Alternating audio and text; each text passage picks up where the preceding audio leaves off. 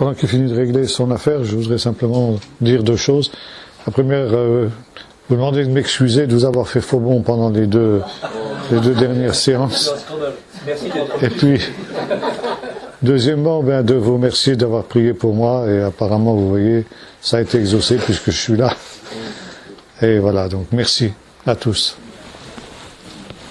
Jeudi ? Ouais. Oui, bon. Non.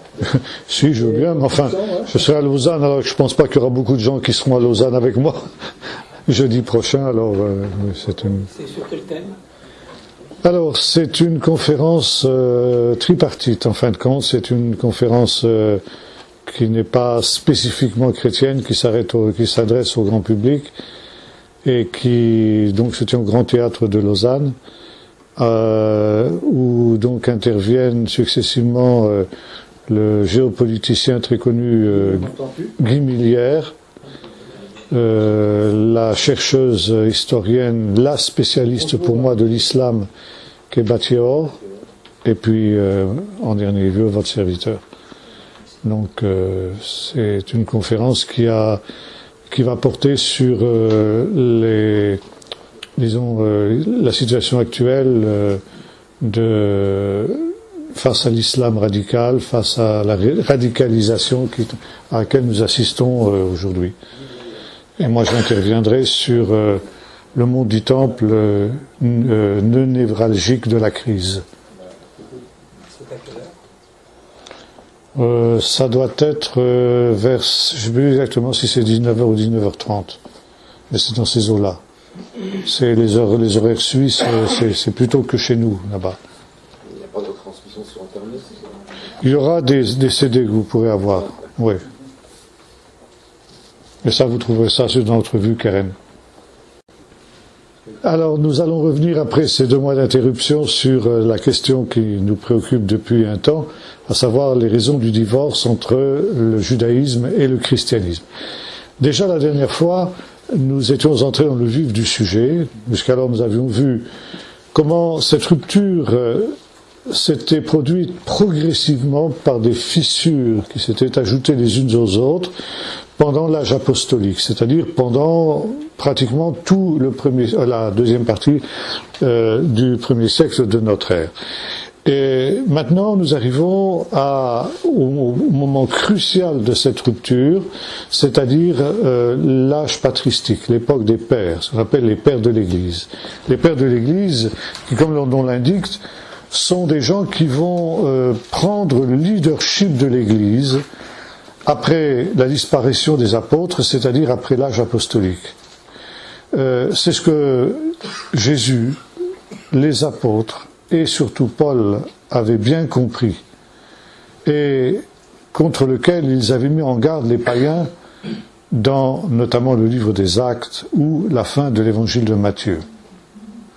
Prêcher l'évangile et ouvrir l'évangile d'une manière inconditionnelle aux nations, c'était évidemment se condamner à faible échéance à ce que l'élément juif qui avait jusqu'ici constitué l'essentiel de l'Église et automatiquement son leadership, perde ce leadership au profit des païens.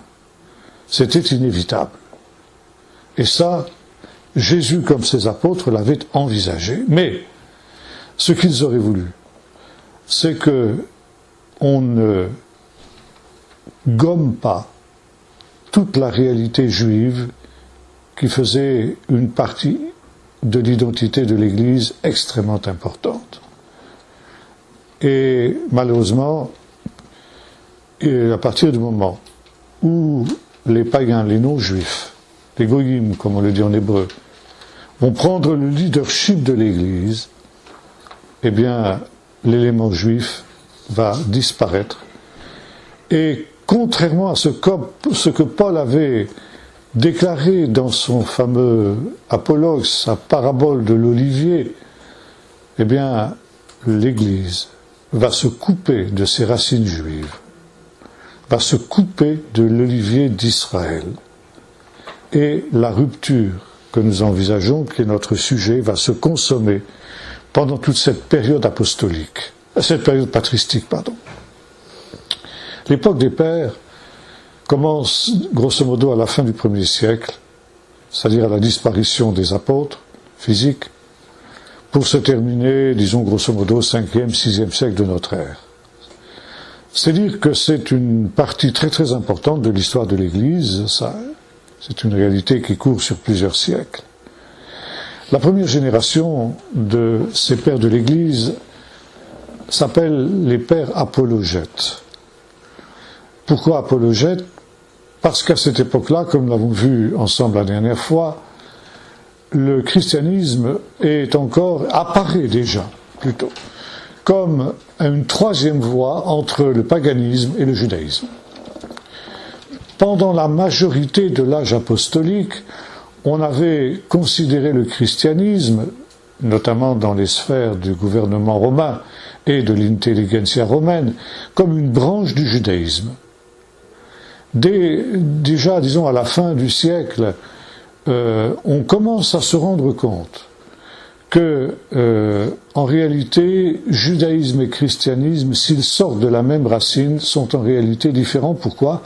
Parce qu'il y a eu ces ruptures, ces cassures progressives que nous avons déjà envisagées ensemble, qui font qu'il y a divergence déjà à la fin du siècle entre le christianisme et le judaïsme. Mais cette rupture va évidemment se consommer totalement à partir du moment où cette rupture va être non seulement prônée, acceptée, mais voulue. Et cette séparation d'avec le judaïsme va être un problème pour le christianisme naissant. Nous avons vu que les Romains, le gouvernement romain, était relativement tolérant vis-à-vis des religions qui constituaient les religions des peuples de l'Empire, à deux conditions. Premièrement, que chaque peuple pratique le culte de l'empereur, en plus de sa religion propre, et deuxièmement, puisse faire preuve d'une certaine ancienneté. Le pouvoir romain se défiait de tout ce qui était nouveauté.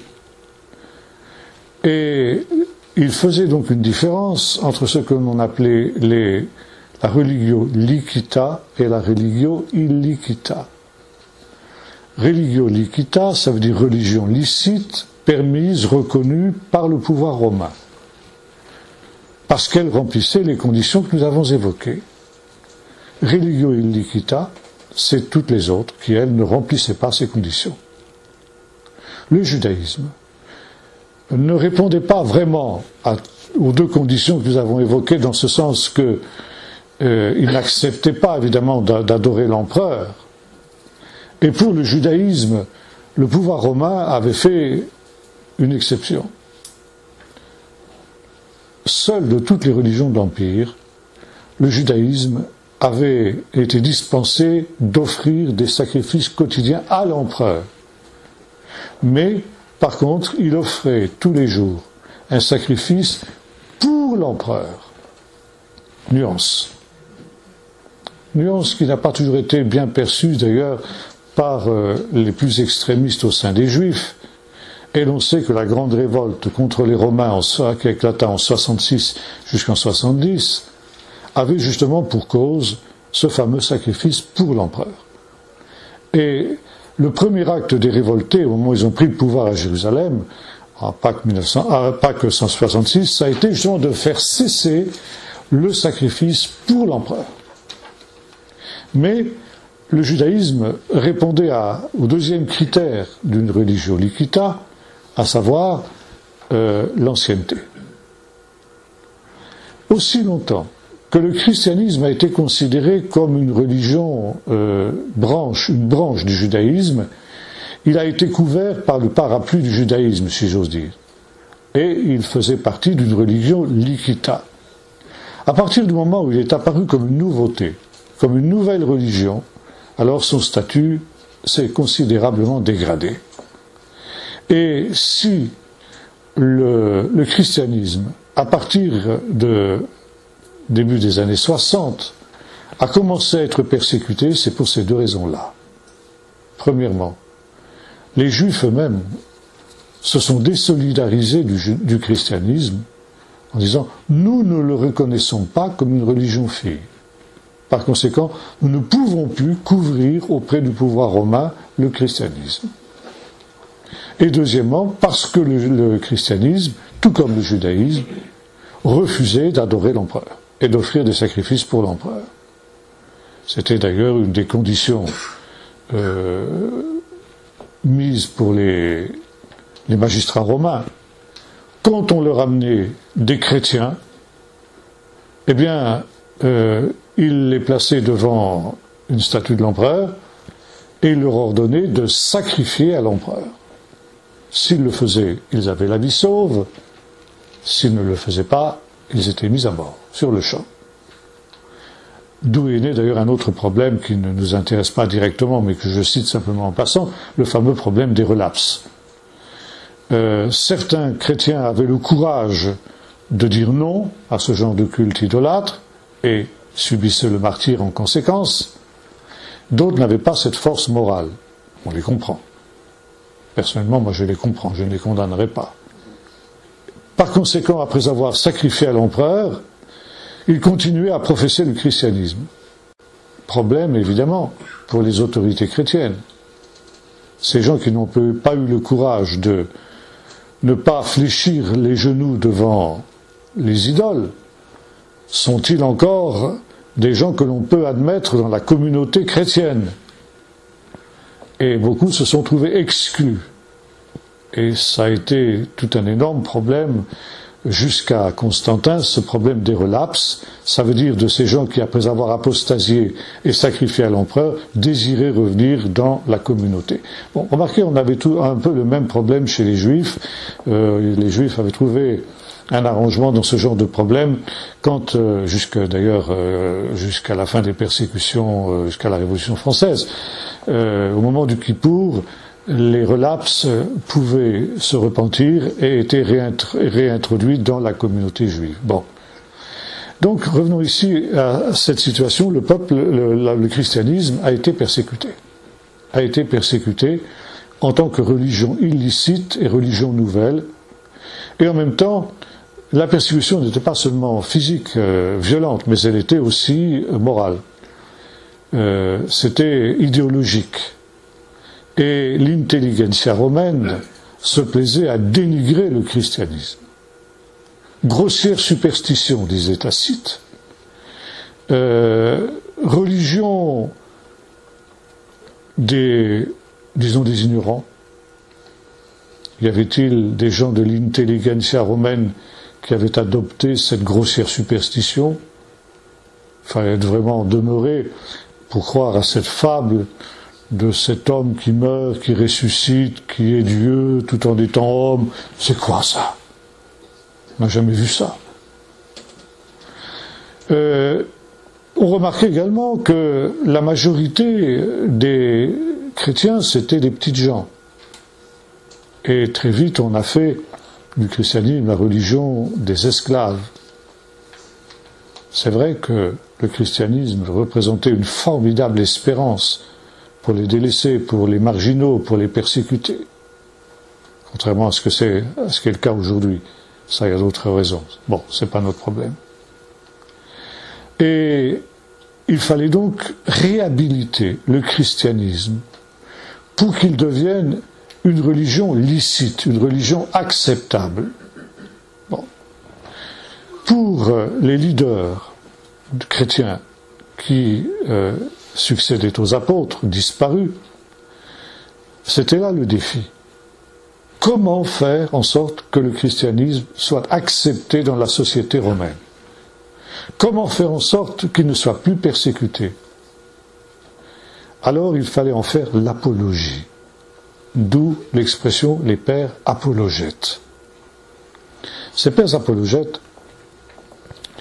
étaient effectivement, eux, des gens qui étaient issus de l'intelligentsia.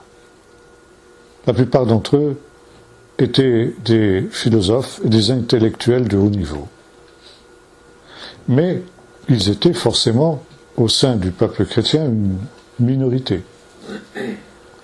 Mais cette minorité, à cause de ses capacités intellectuelles, a pris le relais des apôtres. Et c'est eux qui sont devenus les leaders de l'Église du IIe siècle, en particulier du début du IIe siècle. Et il s'agissait pour eux, le défi qui était devant eux, c'était de démontrer au pouvoir romain et à l'intelligentsia romaine que, loin d'être une grossière superstition, loin d'être la religion des pauvres, des esclaves, des exclus et des ignorants, le christianisme était parfaitement cohérent avec ce que le monde gréco-romain avait produit de mieux, c'est-à-dire la philosophie grecque essentiellement, c'est-à-dire principalement la philosophie de Platon et d'Aristote. Et par conséquent, pour arriver à cette fin, pour évangéliser leurs pères, P-A-I-R-E-S bien sûr, les pères de l'Église, les pères apologètes, ont coupé le christianisme de ses racines juives. Ils l'ont fait également pour une autre raison. Parce que nous étions, après la grande révolte contre les Romains, où, bien que continuant à être considéré comme une religion licite, le judaïsme avait perdu beaucoup de son aura dans la société romaine. Avant la destruction du Temple en 70, le judaïsme avait un formidable impact dans l'Empire romain. L'Empire romain qui traversait une crise spirituelle profonde, il était évident que le vieux paganisme avec ses dieux grossiers, Jupiter, Héra, Apollon, Vénus, tout ce que vous voudrez, ne satisfaisait plus la soif de spiritualité de la majorité des habitants de l'Empire, qui se tournaient vers les religions orientales, en particulier le culte de Mitra, qui avait un grand impact dans la société romaine de cette époque-là, les cultes qui venaient d'Iran, basés sur le dualisme de Zoroastre, etc., et le judaïsme, qui était aussi considéré comme une religion orientale, forcément, puisqu'il venait d'Israël. Bien. Par conséquent, il y avait jusque dans la cour impériale des gens qui se convertissaient au judaïsme. Par exemple, l'épouse de Néron, Popée, était convertie au judaïsme. À partir de la grande révolte contre les Romains, 66-73, les choses changent. Le judaïsme est considéré d'une manière suspecte. Ces gens se sont repliés sur la religion et ils n'ont plus d'ambition politique.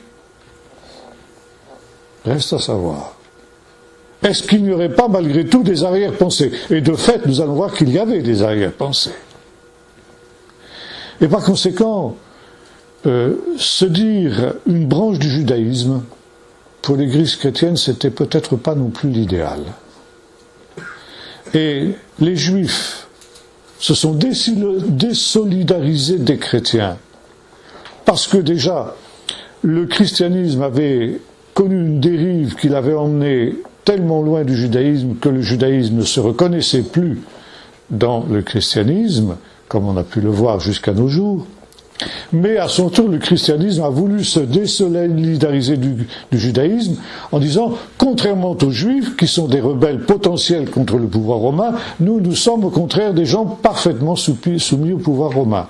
Sauf en ce qui concerne, évidemment, la religion et le culte de l'empereur. Mais ce faisant, nous sommes des citoyens respectueux de l'ordre établi. Alors donc, on s'est désolidarisé du judaïsme, on s'est coupé, on a fait en sorte que le judaïsme cesse d'être la préparation evangelica, la préparation à l'évangile. Et au lieu de se greffer sur l'olivier d'Israël, on s'est greffé sur la philosophie de Platon et d'Aristote qui est devenue, jusqu'à nos jours, dans nos églises toutes, qu'elles soient catholiques, protestantes, évangéliques, tout ce que vous voudrez, nous sommes tous issus de cette greffe qui a été réalisée au IIe siècle par les pères apologètes, où on s'est coupé de ses racines juives pour se greffer sur la philosophie gréco-romaine. Et on a commencé à faire l'apologie du christianisme. Nous allons voir, entre autres, un des principaux pères apologètes qui s'appelle Justin, dit Justin martyr. C'était un homme qui était natif de Naplouse, c'est-à-dire de Sichem, en Israël, mais il n'était pas juif, il était grec. Jusqu'à sa conversion, il était philosophe. Il avait professé la philosophie qu'il connaissait parfaitement. Et il s'est converti précisément parce que il a cru percevoir une continuité entre cette philosophie qu'il avait étudiée dans son jeune âge et puis le christianisme qu'il découvrait. Il a donc fait une synthèse entre le christianisme et le judaïsme, entre le christianisme et la philosophie grecque.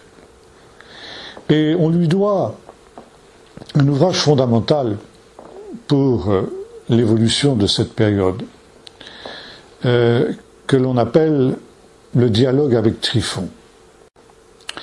Ce dialogue, c'est un genre littéraire assez répandu d'ailleurs à l'époque, pas seulement d'ailleurs dans le domaine religieux.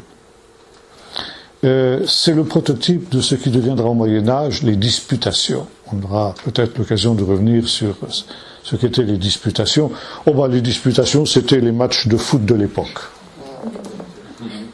On n'avait pas tous ces moyens de divertissement sportif qui sont aujourd'hui. Alors, quand on s'embêtait, qu'on avait besoin de se changer les idées, qu'est-ce qu'on faisait?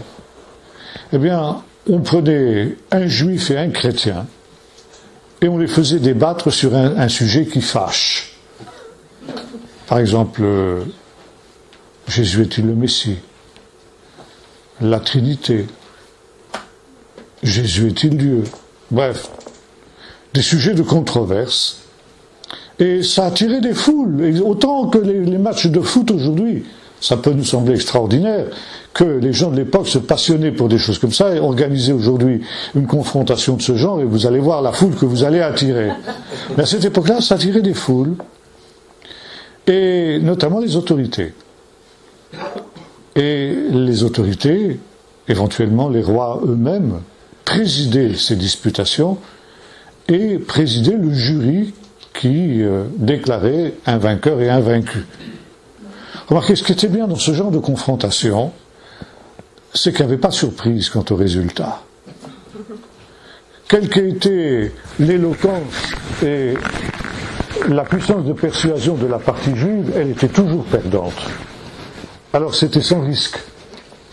On ne pouvait pas prendre les paris, les sports totaux comme c'est aujourd'hui dans les matchs de foot, parce qu'on était sûr du résultat.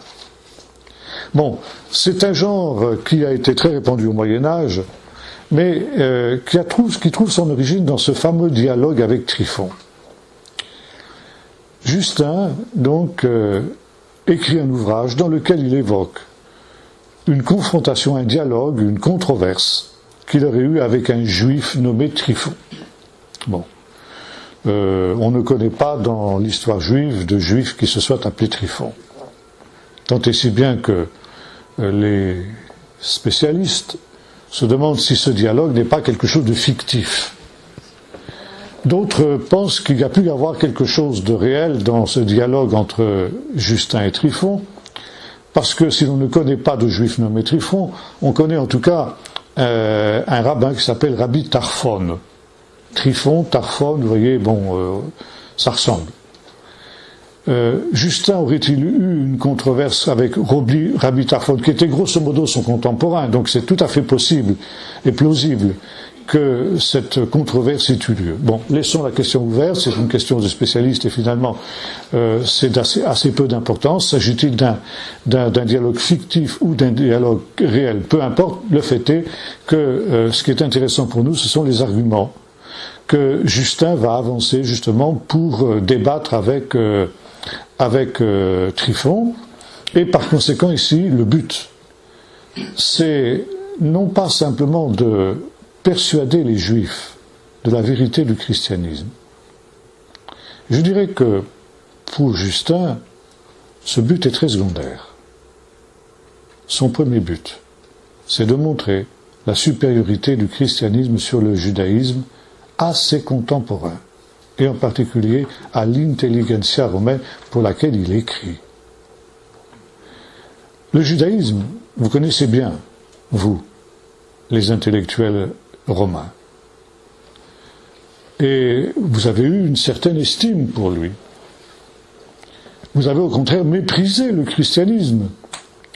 Mais regardez, lisez, et vous allez voir que le christianisme, loin d'être cette religion des pauvres et des esclaves, est une religion supérieure au judaïsme. Et tellement supérieure que sa vocation, c'est de supplanter le judaïsme. Et là, on est déjà dans la logique de ce qu'on appelle la théologie de la substitution, que vous retrouvez dans l'islam aujourd'hui. Et l'islam nous met d'accord, juifs et chrétiens, parce que l'islam a la vocation de supplanter et le judaïsme et le christianisme. Donc nous sommes dans le même bateau, nous sommes du même bord, que nous le voulions ou non. Mais à l'époque, évidemment, c'était le christianisme qui avait cette prétention. Et les arguments qu'il présente à Tryphon sont en réalité des arguments qu'il présente aux philosophes grecs. Et en cela, il fait office d'apologète, comme on lui a reconnu dans la tradition chrétienne. Plus tard, Justin se rendra à Rome, et là il va ouvrir une école de philosophie, mais une philosophie chrétienne. Et voyez-vous là, nous avons qu'une synthèse, nous avons une symbiose qui apparaît entre la philosophie grecque et le christianisme. Ça veut dire que, cessant d'être une religion de l'esprit, qu'elle avait été jusqu'à la mort des derniers apôtres, le christianisme devient essentiellement une religion intellectuelle. Et il va y avoir deux niveaux qui vont apparaître dans le christianisme de cette période. Comme on dirait aujourd'hui, parlant de l'Église d'Angleterre, où on fait une différence entre la High Church et la Low Church, la haute Église et la basse Église, eh bien, il va y avoir à peu près la même chose à cette époque-là, au IIe siècle, dans l'Église chrétienne.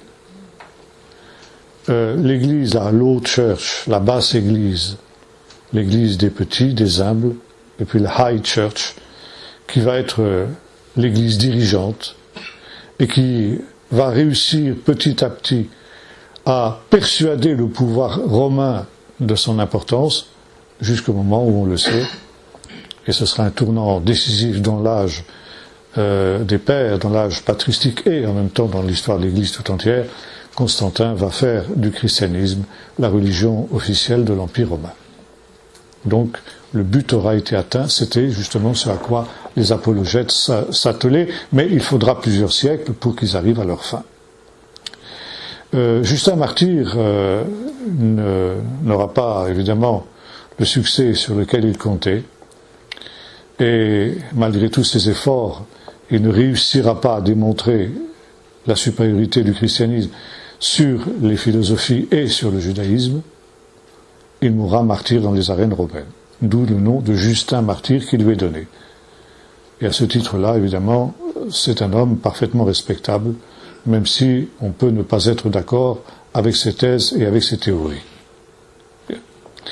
Je reviendrai sur le dialogue avec Tryphon, mais je voudrais évoquer d'abord un texte qui est un tournant important entre l'âge apostolique et puis l'époque des pères, et notamment le dialogue avec Tryphon est vraiment un des sommets de ce démarrage de l'âge patristique. Il y a un tournant qui sont ces écrits qui apparaissent quelques années après la disparition des derniers apôtres. Je vous ai déjà parlé de la Didaché, l'enseignement des 12 apôtres aux nations, qui est un petit ouvrage qui a été écrit par un anonyme, il n'est pas signé, que l'on a failli mettre au Nouveau Testament, comme je vous ai expliqué finalement, qui n'a pas été retenu, non pas parce qu'il y avait des choses qui étaient contraires à l'enseignement du Nouveau Testament, mais parce qu'il n'y avait plus d'apôtres vivants pour lui donner ce qu'on appelle aujourd'hui une sorte d'imprimature, reconnaître qu'il est conforme à l'évangile que les apôtres avaient entendu, puisque les apôtres ont à être les témoins pour l'Église de tous les lieux et de tous les temps, les 12 en tout cas. Par conséquent, bien que parfaitement orthodoxe dans ses propos, la Didaché va être écartée. Deux textes suivent de très peu la Didaché. Le premier se nomme le Pasteur d'Hermas. Bon, nous n'y arrêterons pas parce qu'il n'a pas tellement d'intérêt pour notre propos. Il est déjà un peu moins orthodoxe, disons, que la Didaché. Et il n'a jamais été question de mettre cet ouvrage au canon du Nouveau Testament. Mais plus important pour notre propos est ce qu'on appelle l'épître de Barnabas. Bon, bien d'autres écrits ont eu lieu à cette période-là, en particulier des écrits gnostiques, entre autres deux évangiles apocryphes dont on a beaucoup parlé il y a quelques années de cela. Le premier, c'était l'évangile de Thomas, qui est un texte gnostique, on a trouvé en Égypte, où beaucoup d'hérétiques s'étaient réfugiés. Et puis, plus près de nous, l'évangile de Judas, qui a été très prisé parce que justement, il faisait de Judas un saint dans sa trahison même. Alors évidemment, pour tous les adversaires du christianisme, des ouvrages comme ça, c'est du pain béni, si j'ose dire. Bien. On va pas en parler non plus parce que ça n'a pas d'intérêt, parce que s'il nous fallait que nous intéressions à toute la littérature apocryphe qui naît dans cette période après la mort des apôtres, ou même déjà du vivant des apôtres, on n'en finirait pas. Mais je privilégie un évangile qui est l'évangile de l'épître de Barnabas. Bon, évidemment, Barnabas, c'est un pseudonyme. Ce n'est pas Barnabas, le compagnon de Paul dans ses voyages missionnaires, qui est l'auteur de ces épîtres.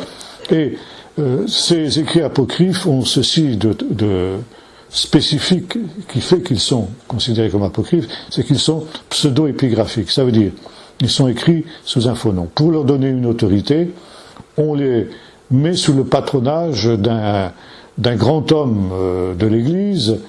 Alors vous aurez des épîtres vous aurez des évangiles de Pierre, vous aurez, on l'a vu, un évangile de Thomas, etc. Par conséquent, Barnabas, même si cet épître porte son nom, n'est pas l'auteur de cet épître. C'est un anonyme qui a voulu se faire passer pour Barnabas. Déjà, c'est une fraude. Déjà, on voit le crédit qu'on peut porter à ce genre de littérature. Mais ce qui nous intéresse dans cet épître de Barnabas, c'est que c'est le premier écrit qui commence à manifester un anti-judaïsme théologique contre Israël. Et notamment qui privilégie une lecture allégorique de la Bible, des Écritures, qu'on n'appelle pas encore à cette période d'ailleurs l'Ancien Testament. L'expression Ancien Testament viendra plus tard. C'est tout simplement les Écritures. Or, les Juifs n'ont pas reconnu Jésus, n'ont pas reçu le message chrétien, parce que de tout temps, ils ont fait une lecture erronée de la Bible, parce qu'ils en ont fait une lecture littérale. En faisant une lecture littérale, ils en ont faussé le sens, ils en ont fait perdre le véritable sens, parce que le seul sens valable de l'écriture, c'est la lecture symbolique et allégorique de ces textes. Pourquoi ces textes doivent-ils être lus de cette manière et de cette manière-là seulement? Parce que la Torah a été donnée par des anges, et pas par Dieu. C'est écrit, de toute façon, ça c'est biblique. Mais là où l'auteur de l'épître Barnabas donne un petit coup de pouce qui va trop loin, c'est qu'il dit que ces anges qui ont donné la Torah sont des mauvais anges. Les anges de Satan.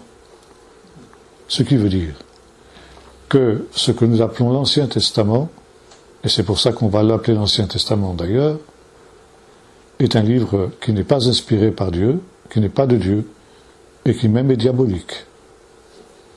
Vous voyez jusqu'où on va.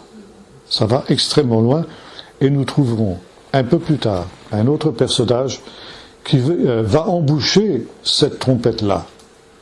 L'auteur de l'Épître de Barnabas l'évoque seulement, il n'en tire pas les conclusions que nous venons de tirer nous.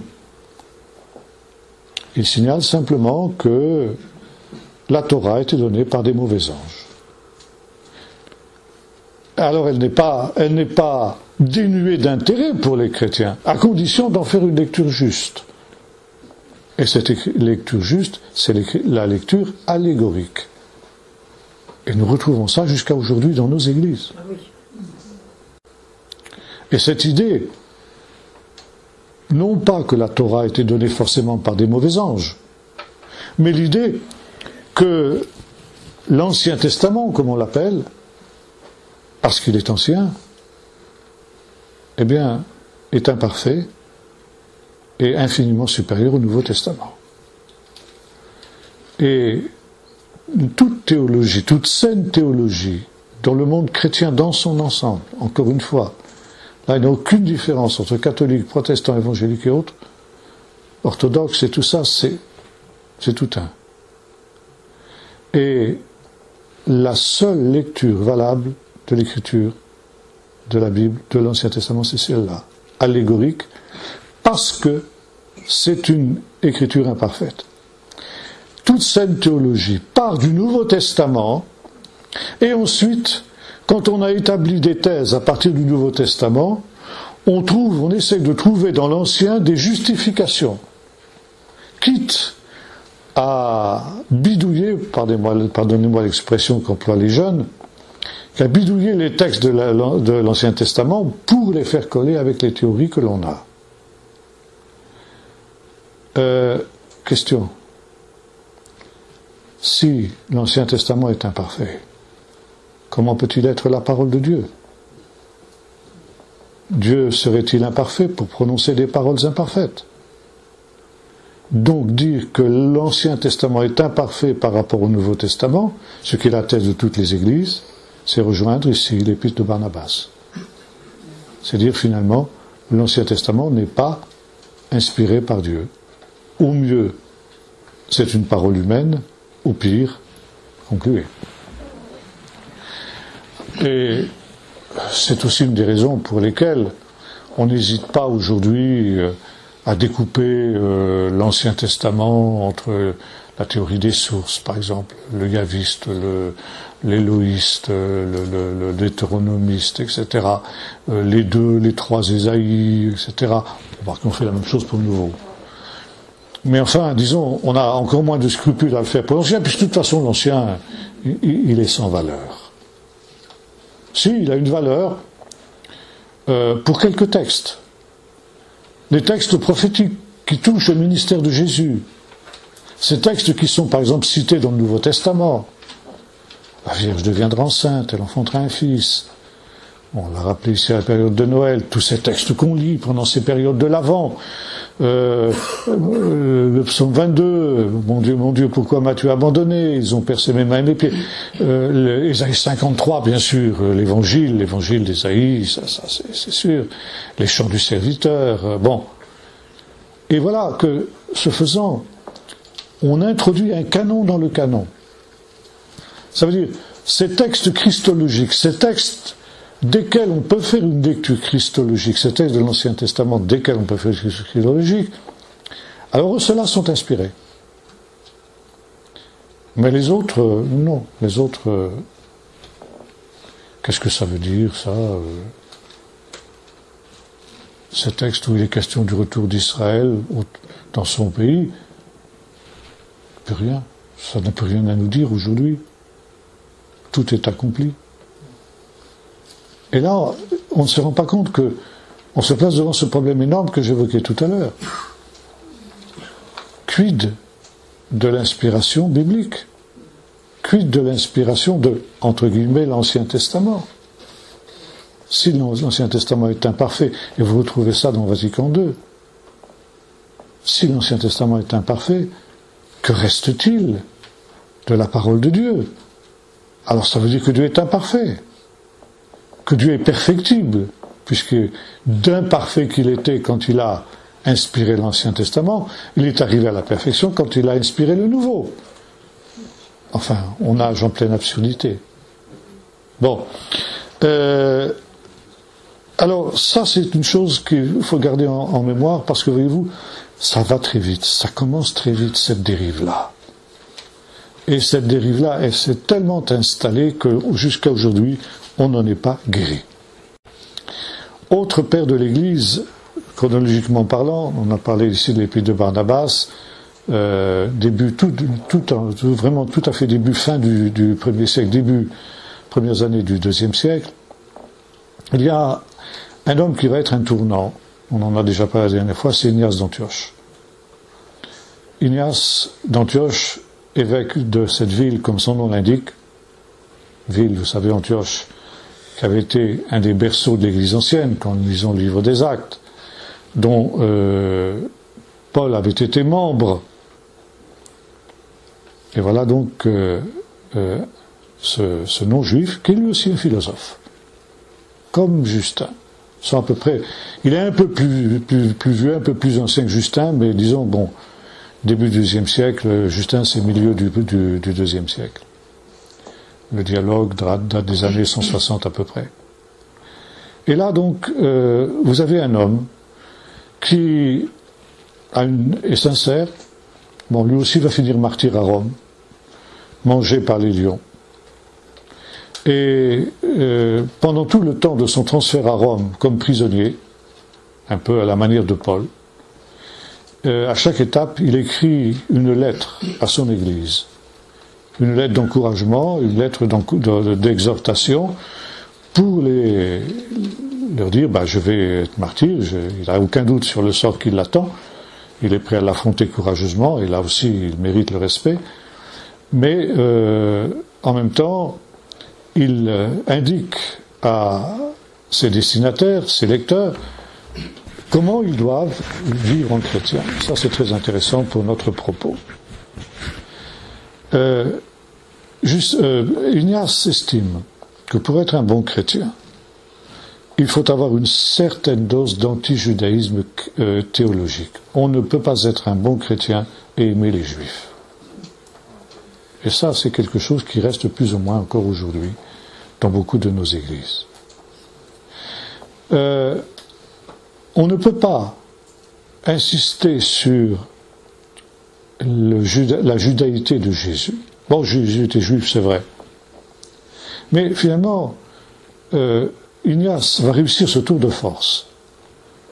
Comme d'autres le feront après lui, par exemple, quelqu'un comme Irénée de Lyon va suivre la même trace, nous présenter Jésus comme un quasi-goy.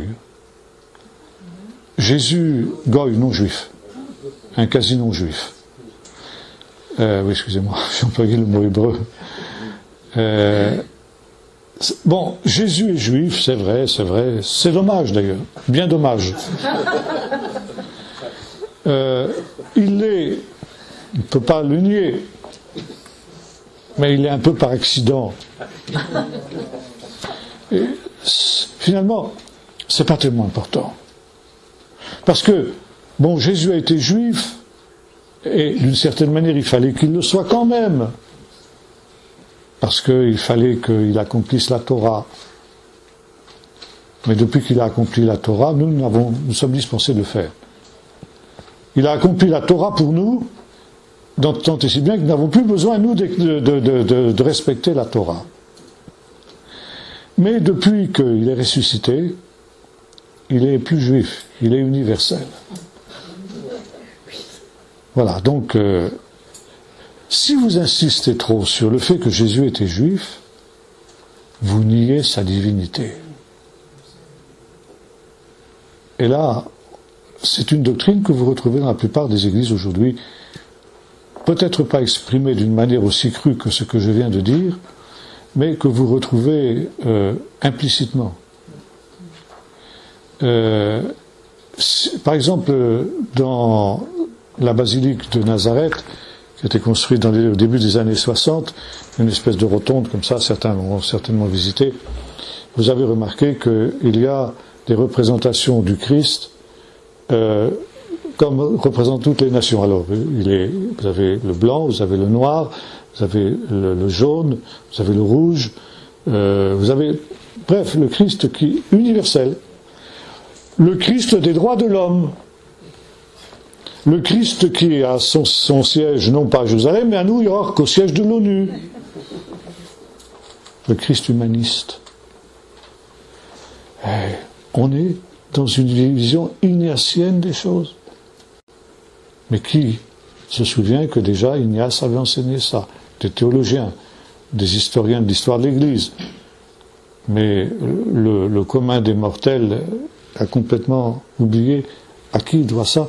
Et on considère que cette idée d'un Christ universel, c'est quelque chose qui est complètement cohérent avec l'enseignement du Nouveau Testament. Alors que vous n'avez strictement rien de semblable au Nouveau Testament, pour une bonne et simple raison. Un seul verset de l'Écriture suffit à annuler toute cette vision-là. C'est la parole de l'ange Gabriel à Marie au moment de l'Annonciation, et le Seigneur Dieu lui donnera le trône de David son père, il régnera sur la maison d'Israël à perpétuité.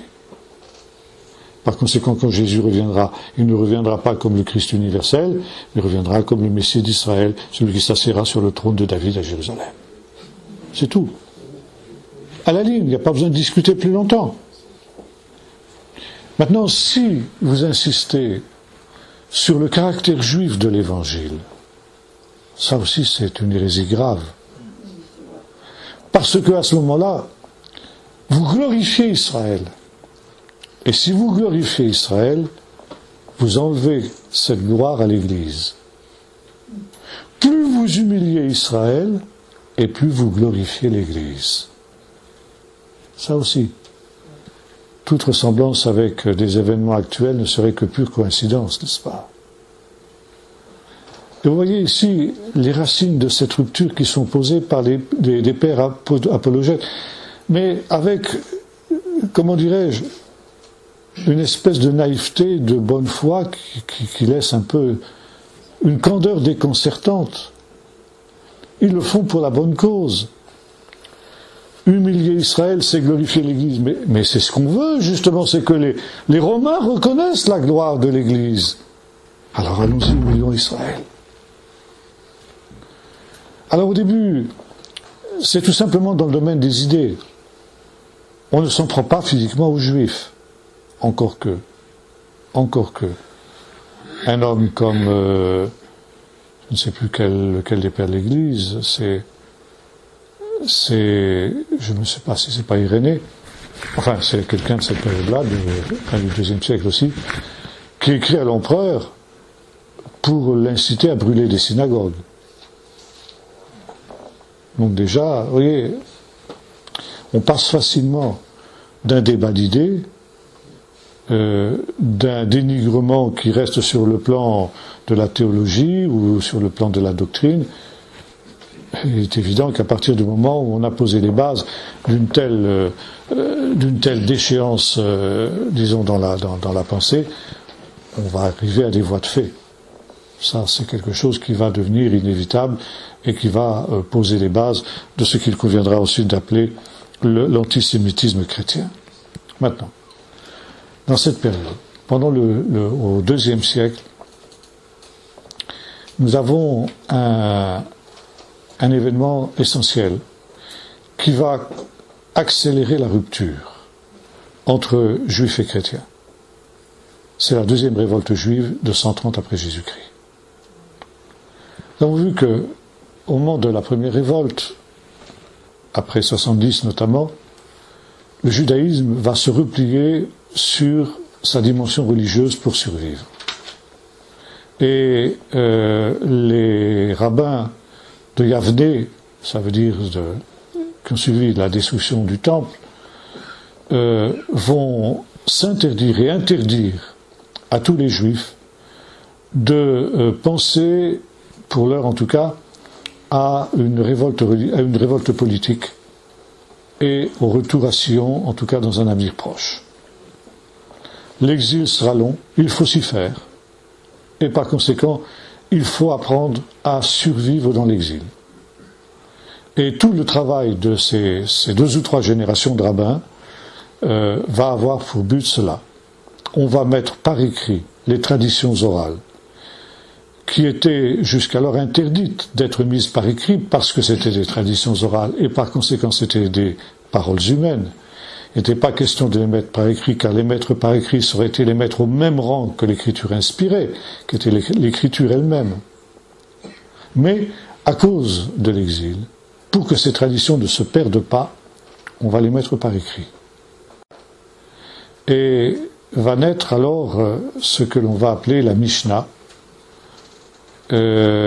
C'est en même temps le recueil de ces traditions, mais en même temps aussi le souvenir de tout ce qui était le culte lévitique, le culte du temple, quand le temple existait. Le temple détruit va être minutieusement décrit, ses formes, ses dimensions, les matériaux qui étaient construits.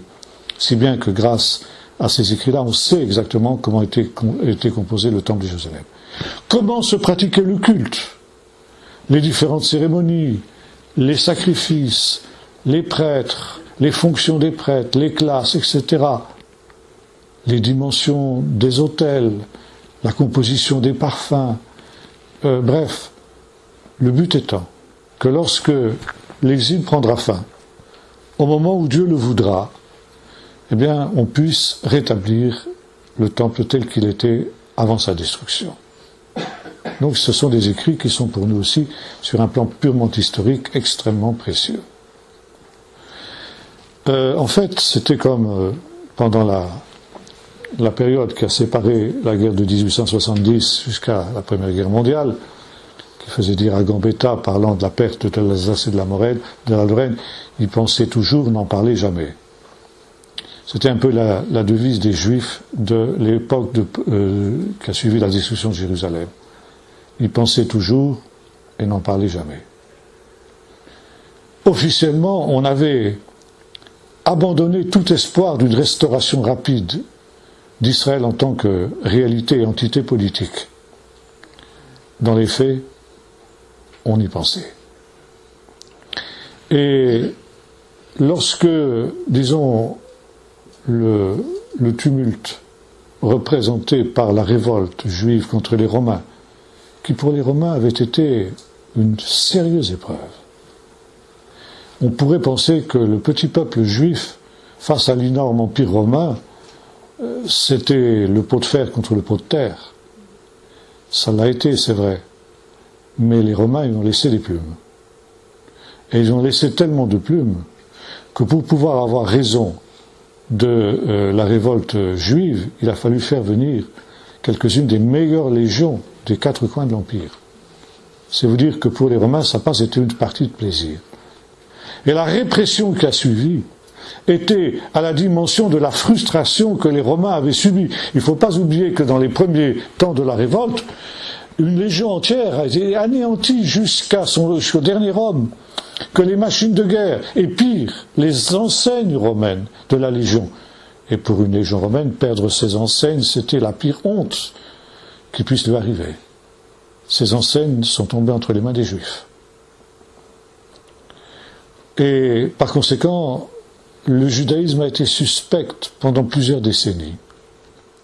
Et quand les choses se sont un peu tassées, eh bien, dans le plus grand secret, les Juifs ont préparé une deuxième révolte contre les Romains. À la tête de cette révolte, il y avait un des plus grands rabbins de toute l'histoire d'Israël, s'appelait Rabbi Akiva. Rabbi Akiva n'était pas juif de naissance, c'était un converti. C'était un homme pauvre et ignorant. Et un jour, il avait rencontré une magnifique jeune fille dont il était tombé immédiatement, éperdument amoureux. Quand il s'est enquis de l'identité de cette jeune fille, il lui est apparu qu'elle était juive. Alors il est allé voir le père de la jeune fille, il lui a demandé la main de sa fille. Le père lui a dit, mais tu es juif? Non. Je ne peux pas donner ma fille à quelqu'un qui n'est pas juif. qu'à ça ne tienne, répond Rabbi Akiva.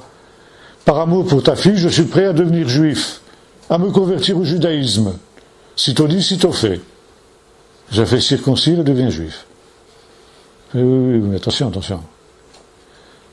Je ne donnerai ma fille non seulement qu'à un juif, mais encore un juif qui soit riche et un juif qui soit instruit, qui soit un rabbin.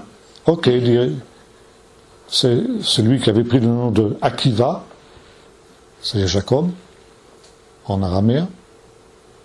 Je vais devenir riche. Dans quelques années, je reviendrai et j'offrirai à ta fille une Jérusalem d'or. Vous connaissez tous, je pense, le magnifique chant de Naomi Shemer, Yerushalayim Shel Zahav, Jérusalem d'or, qui a été le chant qui a été chanté au moment de la guerre des 6 jours. Naomi Shemer, qui a été l'auteur de ce chant, m'a expliqué que, j'ai eu l'occasion de la rencontrer, m'a expliqué que c'était justement cet épisode où Rabbi Akiva avait promis à sa bien-aimée une Jérusalem d'or, ça veut dire un bijou, une espèce de collier vraisemblablement qui avait la forme de Jérusalem, qui représentait Jérusalem en or. Donc il fallait il s'est mis à travailler dur, il a gagné de l'argent et il est devenu le plus grand rabbin d'Israël. Et il a pu épouser grâce à ces deux choses sa bien-aimée. Et donc, mais il a malheureusement mal fini, comme nous allons le voir.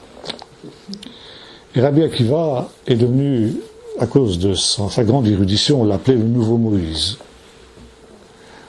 Et il est devenu le chef du Sanhédrin. Et en tant que chef du Sanhédrin, il a préparé une deuxième révolte contre les Romains. Des révoltes dans le monde juif, il y en avait d'une manière sporadique. Et déjà, sous Trajan, donc dans les tout débuts du IIe siècle, plusieurs révoltes avaient éclaté dans les grandes communautés juives de l'Empire. La première avait eu lieu en Cyrénaïque, la Libye actuelle, et les Romains avaient dû la mater dans le sang. De là, la révolte s'était propagée en Égypte, Alexandrie en particulier. Et même chose, les Romains avaient eu le plus grand mal à mater cette révolte. Et puis, il y a eu un troisième foyer de révolte, c'était Chypre, l'île de Chypre, où habitait également une importante communauté juive. Et le monde juif dans l'Empire était en ébullition. Et comprenant que là, il y avait une possibilité éventuelle de reconquérir Jérusalem, Rabbi Akiva a entrepris une vaste organisation du monde juif, de la diaspora, pour organiser une deuxième révolte. La première révolte, celle de 66, était née pratiquement spontanément. Bon, les zélotes y pensaient déjà depuis un temps, mais disons, le peuple juif n'avait absolument pas l'idée de se révolter. Elle est née spontanément, et c'est une des raisons pour lesquelles aussi elle a été vouée à l'échec, parce qu'il n'y avait pas d'organisation véritable. Les défenseurs de Jérusalem étaient divisés, ils se battaient entre eux autant qu'ils se battaient contre les Romains. Bon, ça a condamné la révolte à l'échec. Avec la deuxième révolte, on a tiré les leçons de la première. Et là, cette révolte a été préparée sur des années. Rabbi Akiva a fait le tour des grands foyers de la diaspora juive pour récolter des fonds et pour fabriquer secrètement des armes. Et Rabbi Akiva n'était pas lui-même un homme de guerre, mais il a trouvé quelqu'un qui allait pouvoir mener les armées d'Israël, pensait-il, à la victoire. C'était un certain Shimon bar Kuziva. Et pour galvaniser le monde juif, et pour l'amener à prendre part à cette révolte, Rabbi Akiva a déclaré que Shimon bar Kuziva, le leader de la révolte, n'était autre que le Melech HaMashiach, le Messie, le roi Messie. Et il a changé son nom de Kuziva en Korba. Kuziva, Korba, c'est deux mots qui sont voisins. Korba, en araméen, ça signifie l'étoile. Le Kochav, en hébreu, l'étoile. Bar Korba, le fils de l'étoile. Et l'on sait qu'un des symboles du Messie, dans la Bible déjà, c'est l'étoile. Confère l'étoile de Bethléem, par exemple, au moment de la naissance de Jésus dans l'évangile de Matthieu. Et de fait, Shimon bar Kuziva, alias Bar Korba, était un géant, il était roux. Et ça aussi, d'après la tradition juive, c'est une des caractéristiques du Messie. Il est le fils de David, et David, on le sait, était roux. Par conséquent, le Messie sera roux, lui aussi. Et par conséquent, Bar Korba a pris la tête de cette révolte. Et quand tout a été prêt, Rabbi Akiva a donné le signal de la révolte. Et cette révolte a pris les Romains par surprise. Il les a pris complètement à contre-pied. Les Romains étaient à 100 lieues d'imaginer que le peuple juif, vaincu il y a quelques décennies auparavant, saigné à blanc par cette révolte-là, serait encore capable de mener une telle révolte. Et en l'espace de quelques mois, les Romains ont été complètement balayés de la terre d'Israël. Jérusalem, qui était plus en ruine à cette période, régnait sur l'Empire romain, après Trajan, un empereur qui était un empereur libéral, de la gens des Aelius, qui étaient des gens qui étaient originaires d'Orient, c'est-à-dire de la partie grecque de l'Empire. Donc vraiment, c'était un empereur philosophe, s'appelait Adrianus en latin. Adrianus était un homme qui était tolérant, libéral, etc. Mais il était païen, anti-chrétien et anti-juif. Et il avait décidé de recréer Jérusalem, de reconstruire Jérusalem qui était en ruine depuis 70, et d'en faire une police grecque, c'est-à-dire une cité grecque, de laquelle les Juifs seraient rejetés. Aucun Juif n'aurait le droit d'habiter dans cette Jérusalem, qui ne s'appellerait plus Jérusalem, mais qui s'appellerait Aelia Capitolina. Aelia, de nom de la famille des Aelius, la famille d'Adrien lui-même, Capitolina, parce que dédié à Jupiter Capitolin. Et sur le mont du Temple, qui était désert, il a prévu de construire un temple à Jupiter Capitolin, qui aurait d'ailleurs les traits de lui-même, d'Adrien, modeste. C'était trop pour les Juifs. Jérusalem en ruine, bon, ça pouvait se concevoir. Mais Jérusalem, ville païenne, Jérusalem et le mont du Temple, dédié à une idole, à l'empereur, Oni, ça c'était plus qu'il en fallait, ça a été le signal de la révolte. Quand le décret de faire de Jérusalem Aelia Capitolina a été promulgué, ça a été le début de la révolte de Bar Korba. Et en l'espace de quelque temps, Jérusalem a été reconstruit, a été reconquis. Et immédiatement, le Messie Bar Korba, il a introduit le siège de son gouvernement, a fait reconstruire le temple, enfin du moins a commencé à reconstruire le temple et à reconstruire Jérusalem et à repeupler Jérusalem. La défaite des Romains était telle que plusieurs légions ont été exterminées jusqu'au dernier homme. C'est vous dire que là, le trône de l'empereur a vacillé. Ça a été une révolte des plus terribles que l'Empire romain, devant laquelle l'Empire romain a eu à faire face, parce que la révolte n'était pas simplement localisée en Israël, mais elle intéressait aussi toute la diaspora. Donc c'était l'Empire romain lui-même qui était en danger. Et l'empereur Adrien a fait venir de Bretagne, c'est-à-dire de Grande-Bretagne, d'Angleterre, sont les meilleurs généraux pour mater la révolte. Et là, la contre-attaque romaine a été aussi mûrement préparée. Les Romains ne se sont pas pressés.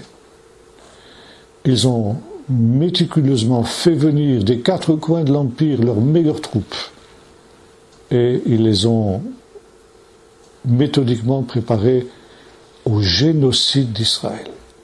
Là, c'était le génocide qui était prémédité. Malheureusement, nous n'avons pas de cette deuxième révolte Flavius Joseph qui nous en a rapporté les détails, comme l'a fait le premier Flavius Joseph de la Grande Révolte.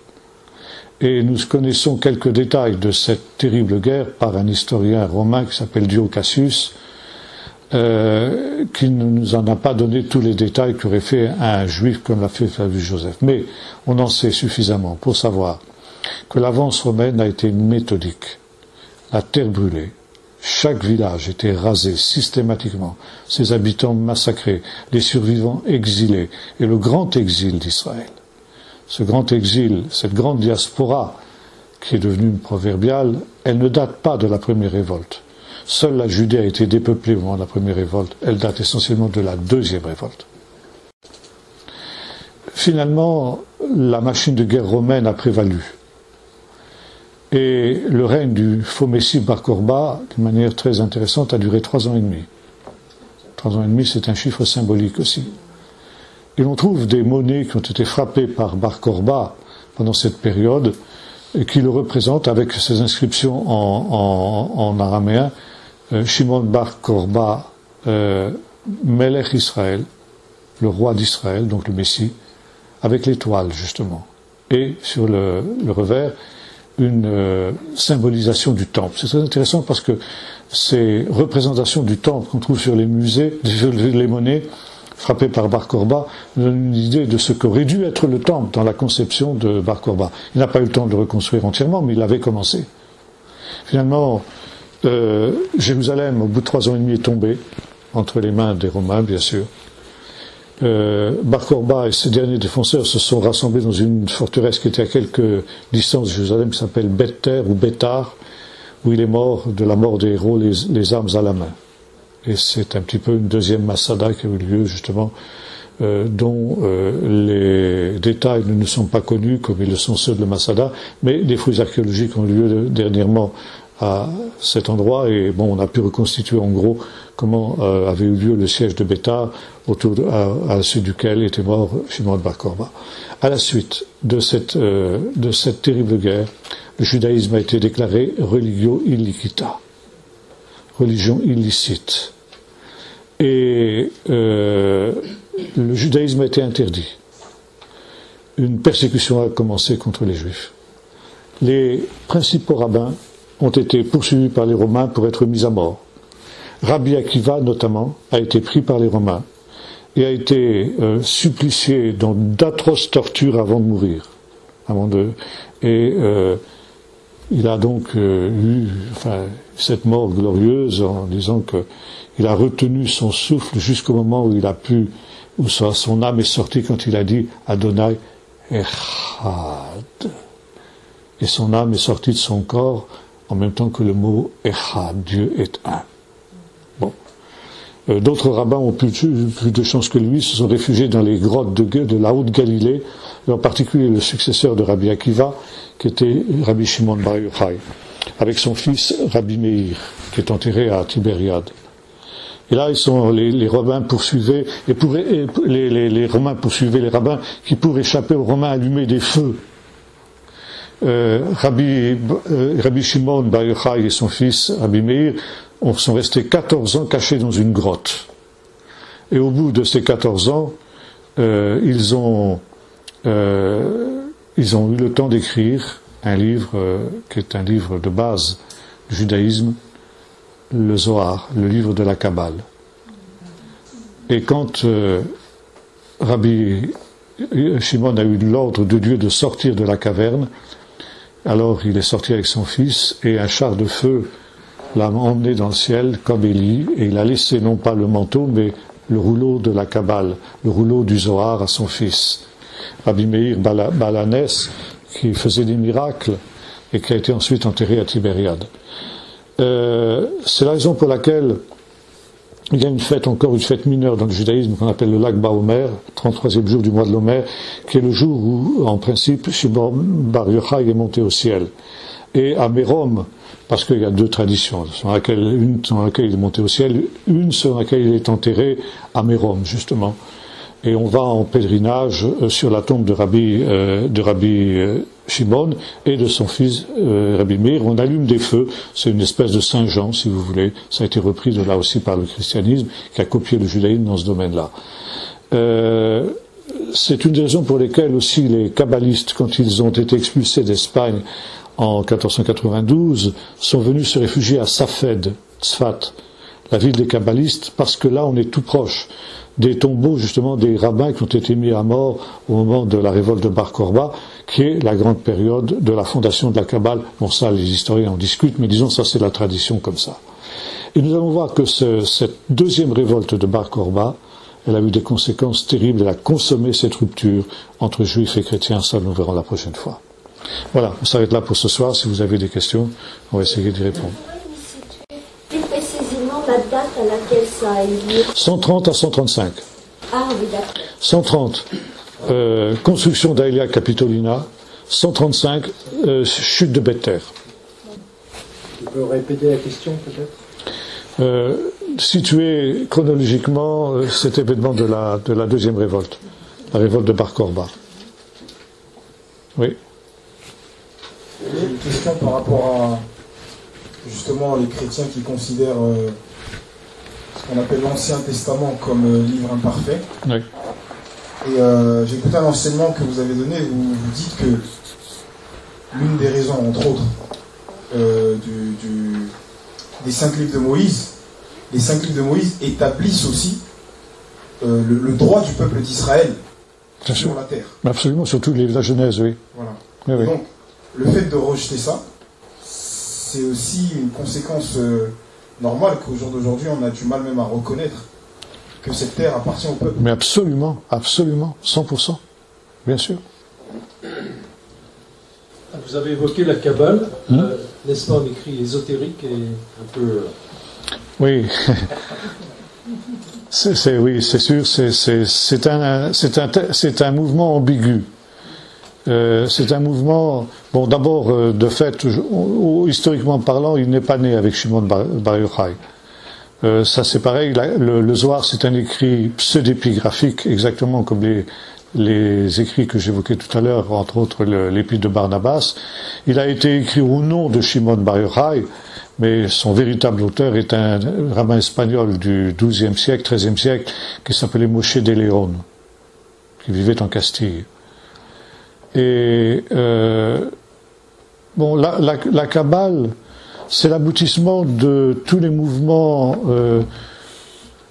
disons, du mysticisme juif, d'un mysticisme qui remonte à la période intertestamentaire, où on a donc l'idée, si vous voulez, l'idée est la suivante, c'est que depuis le dernier des prophètes Malachi, le ciel est fermé, le Saint-Esprit ne parle plus, il n'y a plus de prophète, l'Esprit Saint est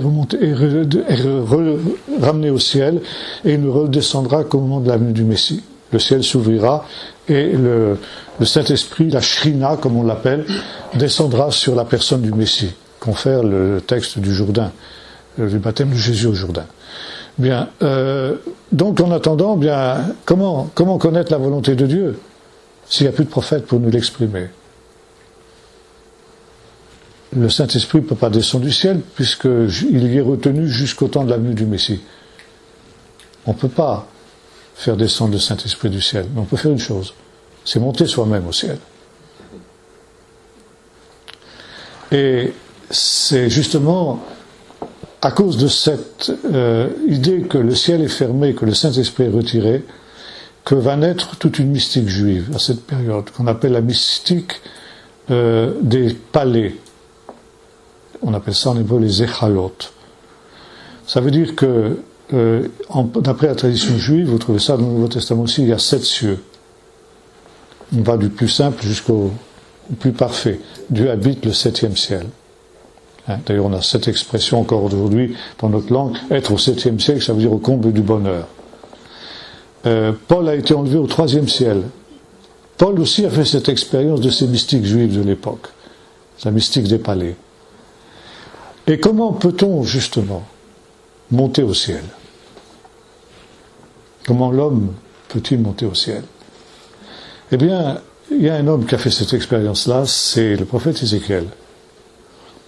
Et le prophète Ézéchiel décrit un char sur lequel la Shrina, la présence de Dieu, repose.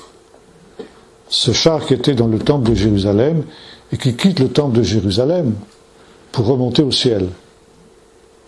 Par conséquent, peut-être que l'on peut aussi acheter un billet pour pouvoir voyager sur ce char de l'Éternel et monter au ciel. Vous voyez ? Et pour ça, donc, il faut méditer sur les visions d'Ézéchiel.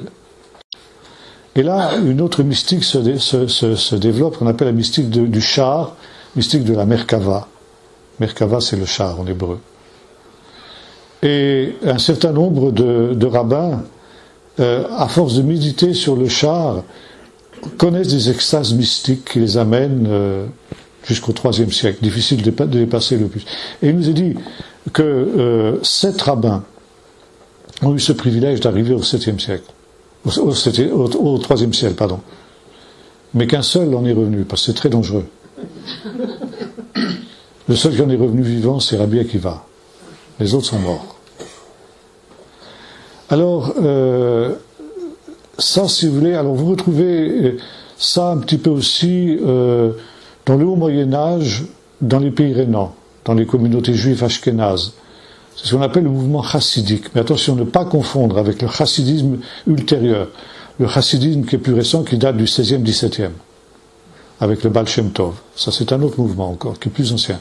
Qui date du haut Moyen-Âge, c'est-à-dire disons, du 9e, 10e siècle, grosso modo. Et puis, ce courant mystique qui n'est pas très très cachère, si j'ose dire, qui n'est pas très très prisé par les rabbins, parce que il fait appel à des traditions d'avant la destruction du temple, et qui ne sont pas reconnues par les instances officielles du judaïsme. Donc c'est un mouvement quelque peu marginal. Et on retrouve des idées, d'ailleurs des idées que l'on retrouvera dans le Nouveau Testament aussi. Parce qu'on a vu que Paul aussi a fait des expériences de ce type-là. Et par exemple, vous avez cette parole dans le Zohar, Dieu a 3 partsoufim, on dit, ça veut dire 3 faces. Et ces 3 faces, c'est l'Ensof, le Dieu caché, la Shrina, le Saint-Esprit, et le Mashiach, le Messie. Et ils sont un. Comment les 3 peuvent-ils être un? Et le Zohar répond, c'est un mystère qui ne peut être révélé que par le Saint-Esprit. Donc on ne répond pas à la question. On botte en touche. Alors, question des spécialistes aujourd'hui, où on recommence à étudier la Kabbale. Est-ce que c'est parce que le Zohar est né en Castille, qui était à une époque où l'Espagne redevenait ultra-catholique, championne du catholicisme et l'influence du catholicisme sur les Juifs de Castille? Et la plupart des spécialistes pensent non, parce que le judaïsme de l'époque était très anticatholique. Et la seule explication, c'est que c'est quelque chose qui vient d'avant la destruction du temple, de ces mouvements mystiques, des palais, de la mystique du char, qui ont continué à exister souterrainement dans un certain judaïsme et qui ressurgissent d'abord en Provence au XIe siècle, la région de Narbonne, et puis ensuite la Catalogne, l'Aragon et puis la Castille.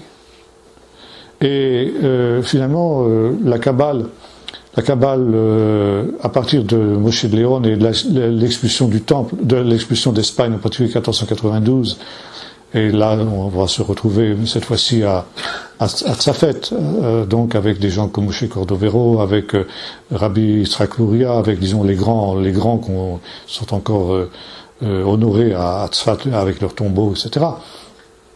Mais à partir de cette période de la Kabbale de Tzfat, il va y avoir effectivement une dégénérescence. Et ça va aboutir à l'apparition de faux messies au XVIIIe et XIXe siècle, avec Shabtai, Franck et des gens comme ça. Et à cause de cela, la Kabbale va être rejetée par les rabbins officiels, et ce n'est que de nos jours qu'on reprend la Kabbale alors sur des bases beaucoup plus saines, quoi. Alors c'est un mouvement très ambigu, mais en même temps tout n'est pas à rejeter non plus, puisque la preuve c'est que la Kabbale a gardé des traditions d'où sont nées des idées chrétiennes, telles que la Trinité par exemple, la divinité du Messie et tout ça, qui a été quelque chose qui a été rejeté après la destruction du temple, notamment par Rabbi Akiva.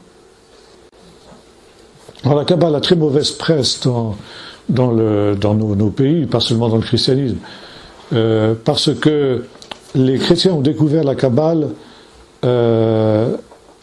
disons au bas Moyen-Âge, à partir du XIIe, XIIIe siècle, à une époque où dans l'Europe chrétienne, le judaïsme était diabolisé.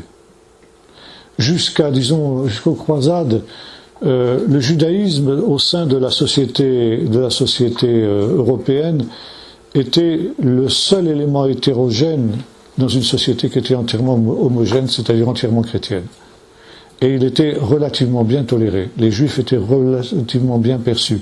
Ils étaient utiles à l'économie, parce qu'ils étaient les seuls qui avaient le droit de pratiquer l'usure, puisque l'Église interdisait toute forme d'usure. Donc ils étaient des éléments essentiels de l'économie du Haut Moyen-Âge. Et puis, à partir des croisades, on a découvert que les Juifs, qui étaient considérés comme les frères aînés, qui étaient respectés en tant que tels par les chrétiens, étaient en réalité des gens qui avaient un autre livre que la Bible, le Talmud. Et là, on a considéré que c'était des êtres diaboliques. Alors, on a repris des textes tels que vous avez pour père le diable, la synagogue de Satan, de l'Apocalypse, etc. Des textes de Chrysostome, sur lesquels on aura l'occasion de revenir aussi, diabolisant les Juifs. Les Juifs sont des êtres diaboliques. Et c'était l'époque où, dans l'Europe médiévale, il y avait aussi un grand essor de la sorcellerie. Les fameux procès de sorcières, les brûlements des sorcières et des sorciers, etc. Bon, ça fleurissait à cette époque-là. Et puisque les Juifs étaient des gens qui avaient commerce avec le diable, exemple le sabbat des sorcières, entre autres, hein, puisque les Juifs étaient des êtres diaboliques, alors on allait chercher auprès d'eux les moyens d'entrer en contact avec le diable quand on voulait pratiquer la sorcellerie. Et c'est pourquoi le grand Albert, le petit Albert et tous les textes diaboliques font appel, par exemple, à l'étoile de David, à des prières juives, au nom de Dieu dans le judaïsme, Adonai, El Elyon, El Shaddai, etc. Vous retrouvez ça. Vous voyez ? Et donc on s'est intéressé à la Kabbale parce qu'on considérait que la Kabbale, étant un produit des Juifs, était quelque chose de diabolique. Et l'idée d'une Kabbale diabolique est restée jusqu'à nos jours, y compris dans le milieu chrétien. Alors que c'est vrai pour la Kabbale du bas Moyen-Âge, mais c'est beaucoup moins vrai pour la Kabbale plus ancienne, quoi. Je voudrais revenir sur la théorie universaliste de Jésus.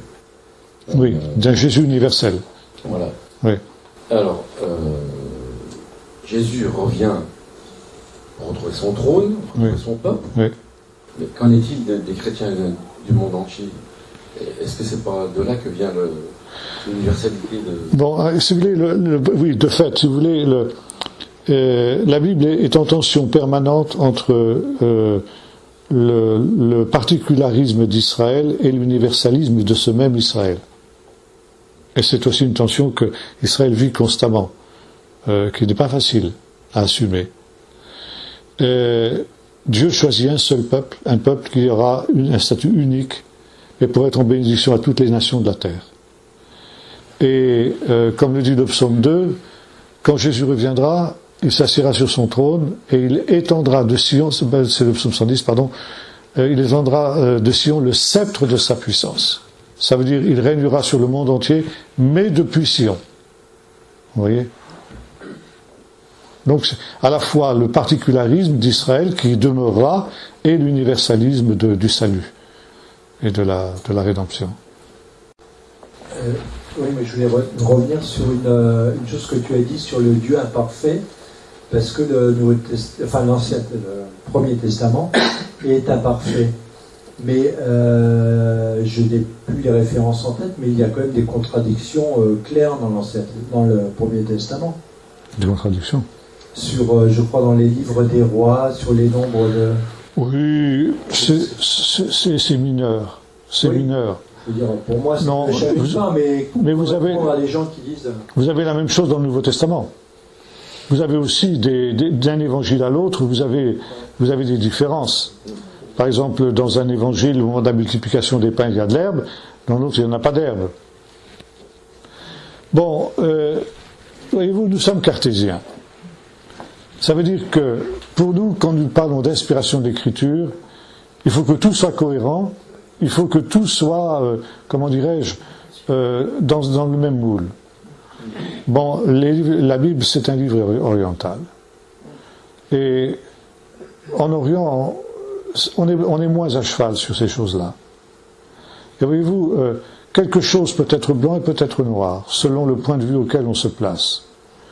Et les divergences qu'il y a d'un évangile à l'autre, ou qu'il y a d'un livre à l'autre, si vous parlez des livres des rois et des livres des chroniques, hein, s'expliquent vraisemblablement par des raisons qui nous échappent, mais qui sont... D'ailleurs, ces chiffres-là sont très difficiles à comprendre et à interpréter sur un plan... parce que ça fait des nombres considérables d'individus, beaucoup plus à la limite que le pays ne pourrait en soutenir. Par exemple, 600 000 hommes, sans compter les femmes et les enfants, ça fait 2 ou 3 millions de personnes. Alors je sais bien qu'ils ont vécu du miracle, mais 2 millions de personnes dans le Sinaï, c'est quand même beaucoup. Et d'aucuns se demandent si Elef, que l'on traduit par 1000, ne devrait pas se traduire par clan. Par clan. Clan. Alors 64 000, ça veut dire 64 clans. Vous comprenez ? C'est des problèmes de traduction. Bon, c'est même pas... oui, c'est peut-être des problèmes de traduction. Je me garderai de trancher sur ces choses-là, parce que c'est... Mais c'est pour vous dire que ça n'a pas l'importance qu'on leur accorde. Certains ont envoyé la Bible aux orties parce qu'ils ont trouvé des soi-disant contradictions de ce type-là. Mais ce sont des contradictions apparentes qui existent dans notre mentalité d'occidentaux et qui ne posent pas de problème pour les gens de l'époque. D'ailleurs, les rabbins se sont souvent attachés à essayer de comprendre ces contradictions-là. Alors, je ne connais pas toute la tradition sur ces choses-là, mais on peut trouver des explications. Sur quelle base l'empereur Adrien nomme le pays Palestine? Alors, ça c'est après la révolte. De fait, oui, bonne question, ça j'en arriverai aussi à ça. J'avais pensé là pas la prochaine fois, mais puisque vous posez la question, je le fais maintenant, ça m'évitera d'y revenir. Après la révolte de Bar Korba, les Romains avaient tellement souffert de cette révolte qu'ils ont voulu complètement éradiquer toute trace du judaïsme et toute trace d'Israël. Donc j'ai dit, ils ont interdit l'étude de la Torah, ils ont supplicié les leaders d'Israël et ils ont déclaré l'étude de la Torah interdite et la religion juive interdite. Ils ont dépeuplé le pays. Ceux qui étaient les survivants, ils les ont emmenés dans les mines de sel de Sardaigne, par exemple, qui était un club méditerranéen de haut niveau, comme chacun peut se l'imaginer. Et ils ont été jusqu'à complètement changer le nom. Alors le nom du pays, ils ont voulu le changer. Jusqu'alors, ça s'appelait Provincia Iudea, province de Judée, et ils l'ont donc appelée Provincia. Elle a été rattachée d'ailleurs. Elle n'était plus une province autonome, elle était une province qui était rattachée à la province de Syrie. Et qui, pour cette raison, s'appelait Provincia Syria Palestina. Palestina de Philistins. Les Romains se souvenaient vaguement qu'il y avait eu d'anciens habitants qui s'appelaient les Philistins, qu'évoque Hérodote, par exemple, dans son histoire universelle.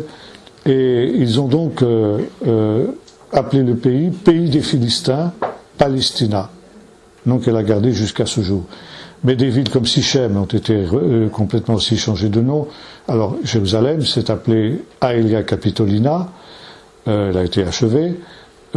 Sichem s'est appelée Naplouse, etc., etc. Donc là, il y a tout un bouleversement total et complet qui a été instauré dans le pays. On ne voulait plus, les Romains avaient tellement souffert qu'ils ne voulaient plus entendre parler ni d'Israël, ni du judaïsme, ni de la religion d'Israël, rien du tout. C'est pas là que l'ancêtre des Palestiniens. Les Palestiniens n'ont pas d'ancêtres locaux, pour une bonne et simple raison, c'est que les Palestiniens sont venus d'ailleurs. Vous en avez qui sont venus de Bosnie, qui sont blonds aux yeux bleus, à cause de cela, qui sont des Bosniaques convertis à l'islam. Vous en avez qui s'appellent Al-Mitzri, Mitz, ça veut dire l'Égypte, Mitzri, ça veut dire l'Égyptien. Donc leurs ancêtres sont venus d'Égypte. Vous avez qui s'appelle Al-Iraqi. Et à l'époque, disons, du 19e siècle, vous avez en Palestine, la provincia Palestina, Falastine, comme ils disent, parce qu'ils ne savent pas dire le P en arabe, on dit fait. Donc, vous aviez à peu près, disons, dans tout ce qui est aujourd'hui Israël, les territoires, la Jordanie, le Liban et la Syrie, vous aviez entre 4 à 500 000 habitants tout au plus. Des gens qui nomadisaient, c'était des nomades. Alors, ils passaient de l'un à l'autre parce qu'il n'y avait pas de frontières à cette époque-là, si bien qu'avoir des statistiques exactes, si vous voulez, c'est impossible. Mais mettons les choses au mieux, disons 600 000. C'est tout. Donc les Palestiniens modernes ne remontent pas aux Philistins comme ils prétendent l'être, et ce sont des gens qui sont venus des pays arabes voisins. Il y a une belle lurette que les Philistins ont disparu, hellénisés par Alexandre le Grand, et puis ensuite romanisés au moment de l'Empire romain, quoi. Tout dispérandé, oui, on en a parlé hier. Ouais, c'est ça, oui. C'est une question qui me taraude, mais comment est-ce qu'on explique que aujourd'hui, dans le gouvernement israélien, je crois que c'est à la gauche, comment est-ce qu'on explique qu'il y a des juifs qui sont aussi fervents pour... qui parlent d'Israël comme une puissance coloniale, quoi. C'est la haine de soi. Ça, c'est un phénomène juif bien connu. Je ne sais pas si vous connaissez un auteur juif tchèque du 19e siècle qui s'appelle Franz Kafka. Oui. Bon, Kafka, il a écrit une nouvelle qui s'appelle Le Procès. Et là, il a parfaitement analysé ce qu'est la situation du juif en diaspora. Le Procès, c'est l'histoire d'un homme qu'on ne connaîtra jamais le nom, d'ailleurs. Il s'appelle K, tout simplement. Peut-être est-ce que c'est un abrégé de Kafka, est-ce que c'est Kafka lui-même? Bon, passons. Qui finalement, un jour, on voit la police débarquer chez lui et l'arrêter. On lui demande pourquoi, on ne lui dit pas. Commence un procès, et donc le procès va se dérouler sans que jamais l'accusé sache de quoi il est accusé. Pendant toute la durée du procès, il ne saura jamais quels sont les motifs de son accusation. Donc il ne peut pas se défendre. Et sa ligne de défense, c'est seulement de dire « Mais qu'est-ce que vous me reprochez ?» Et il n'a pas de réponse, il n'a jamais de réponse à cette question. Mais tu es coupable, ça revient constamment. Et à force de s'entendre dire qu'il est coupable, il commence à se sentir coupable. Il est finalement condamné à mort, et il va à son supplice apaiser l'âme en paix, parce que c'est quelque chose qu'il mérite. Il se sent coupable à 100%, de quoi il n'en sait rien, mais il se sent coupable. Et ça, c'est le juif. À force de s'entendre dire qu'ils ont suivi le Christ, qu'ils sont des fils du diable, que ci, que ça, et qu'ils sont maintenant des assassins des enfants palestiniens, eh bien, ils finissent par le croire et se sentir coupables. Et il y a ce complexe de culpabilité. Et par conséquent, le comble de l'objectivité pour les gens de la gauche, c'est d'adopter la subjectivité de leurs ennemis. Un autre exemple que donne Paul Giniewski dans un de ses livres, qui s'est produit pendant la Première Guerre mondiale à Verdun, justement, qu'on célèbre ces jours-ci, dans les tranchées, donc les corps à corps, ça se terminait comme ça, les assauts au corps à corps à l'arme blanche, à la baïonnette, un Allemand et un Français sont en train de se battre, à mort. Finalement, le Français a le dessous, et puis il est là, et l'Allemand va lui enfoncer sa baïonnette dans la gorge, alors il comprend qu'il est perdu, et comme il est juif, il récite la prière des agonisants, Shema Israël. À ce moment-là, l'Allemand jette sa baïonnette, il continue Adonai Eloheinu Adonai Echad, il s'en va. 2 juifs qui allaient s'entretuer sans savoir qu'ils étaient juifs, chacun pour le compte de son pays. La haine de soi. Vous voyez ? Et c'est ça le problème du peuple d'Israël. C'est que le peuple d'Israël, il est spirituellement malade. Encore aujourd'hui, à cause de ça. Et vous avez ça dans la fameuse prophétie des ossements desséchés d'Ézéchiel. Esprit souffle non pas sur ces morts, comme on traduit dans notre version, mais sur ces harougim, sur ces massacrés, sur ces tués. Le peuple d'Israël est massacré dans son âme et il se sent coupable de tous les péchés du monde. Si la planète est menacée, c'est à cause des Juifs. S'il y a un tsunami dans les Philippines, c'est à cause des Juifs. Et on finit par le croire. Vous comprenez ? À force de s'entendre dire, on finit par le croire. La Shoah, c'est la faute des Juifs. C'est la faute des Juifs. Ce sont les Juifs qui ont provoqué les massacres du Bataclan. C'est eux qui étaient derrière ça, comme ils étaient d'ailleurs derrière les massacres du 11 septembre à New York, les Twin Towers, etc. Et finalement, vous avez des Juifs assez naïfs pour le croire. Et en même temps, ça les rassure, leur conscience est soulagée. Ils sont coupables d'être juifs. Être juif, c'est un crime. Alors, il faut expliquer ce crime. Il faut expliquer pourquoi c'est un crime. Alors, on trouve des explications. Il y a eu ce tsunami là-bas. Peut-être qu'on y est pour quelque chose.